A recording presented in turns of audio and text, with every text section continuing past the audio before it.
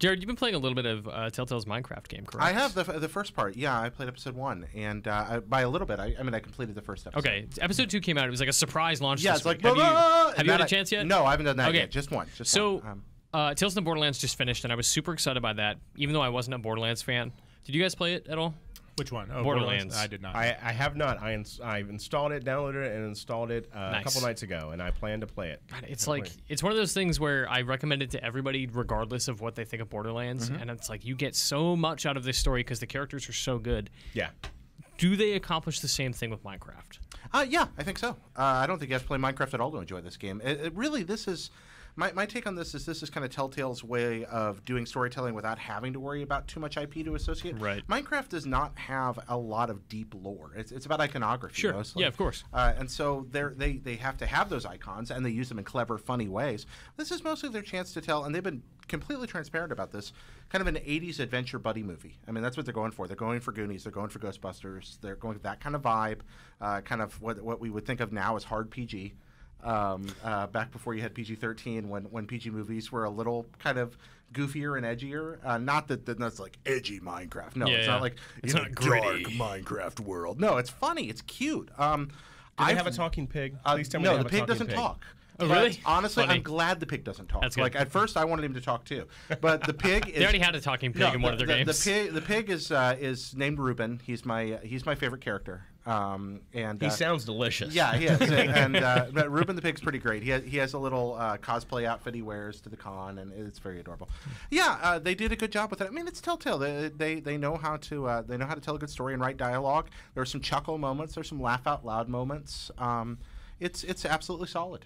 I've really enjoyed it. So this is like a full recommendation. Like, yeah, it's a good even game. for me, This I'm is like, I don't really care about Minecraft. If you don't care about Minecraft, this is a good video game. Yeah, it's fun. You like Telltale games, you like adventure games or storytelling games. This is totally worth your time. Does it really tie into Minecraft though, or is it Yes. something that's completely different? I mean, do they talk about formulas? Do they talk about crafting? Absolutely. You are crafting in the game. There are formulas. The plot is built around a crafting gone awry. They are crafters. They are builders. The archetypes. But these are real formulas as well that you can. Yeah, I mean, if I walk up to a table and a crafting table and I know what to make, I can just plop, plop, plop, and it pops up.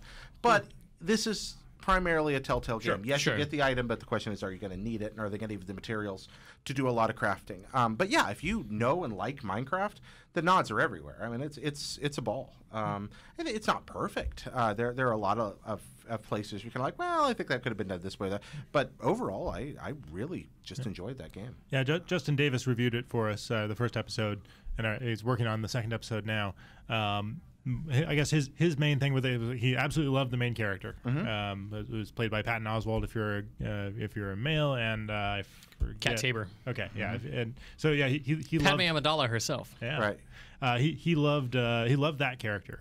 He said the other characters weren't very well developed for him. Like they were entertaining, but like didn't have it. Yeah, some are, some aren't. Like Petra's fine, Ruben's fine. There's a couple other characters I really liked, and then there's a couple that just don't get a lot of screen time. Kind of fall flat. That criticism I agree with. Yeah.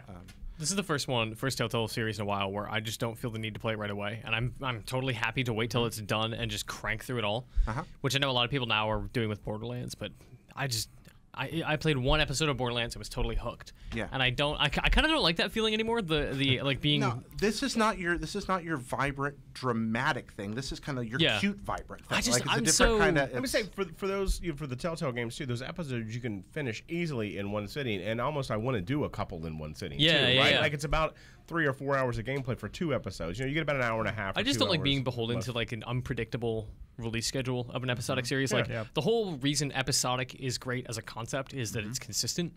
And I think Telltale obviously makes incredible stories, but the unreliability of that makes me a little wary to commit. Now, I will give episode 1 a good arc here. Again, it's only the first episode, but I will say they end at a great point. Like they handled that really well. The ending occurs at a perfect moment.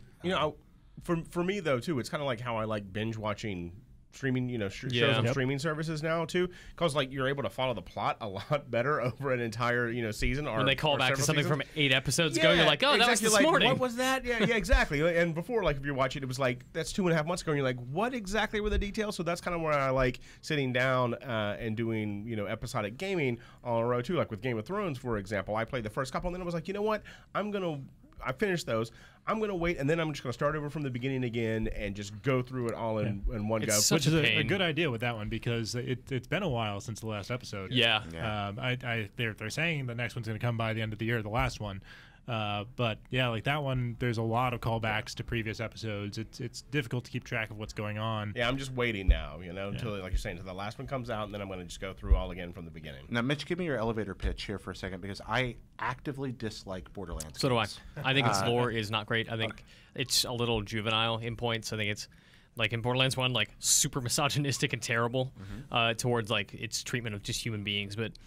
Same thing with Game of Thrones. Yeah, there's some validity to that. Yeah, is Minecraft the same way? No.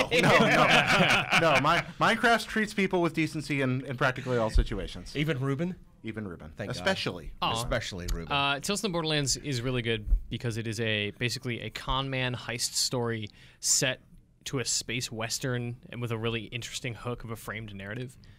And everything else is just like, it's set on Pandora and Hyperion is around, but like the Borderlands-y stuff doesn't get in the way. It actually makes it better, and it makes me care about Hyperion. It makes me care about Handsome Jack, and it makes me care about all these characters and people and like companies like gun manufacturers and stuff that I didn't care about. Now I know how to place them in that universe because of a great story. That's the thing about Borderlands, the shooter games, right? Is that I thought they had some really interesting and funny dialogue. I thought they had some really interesting characters. They actually obviously had a huge backstory with all these gun manufacturers you see all the time, but it was really hard to piece everything together because again, you get these little snippets every once in a while throughout the game, and then mainly you were off exploring the world and shooting and gathering. And now I'm excited to be like, man, like the Vault Hunters are in a really interesting place for Borderlands 3, and I really loved where they left Atlas, this other rival company, and like they're in a really interesting place now to be interesting in Borderlands 3.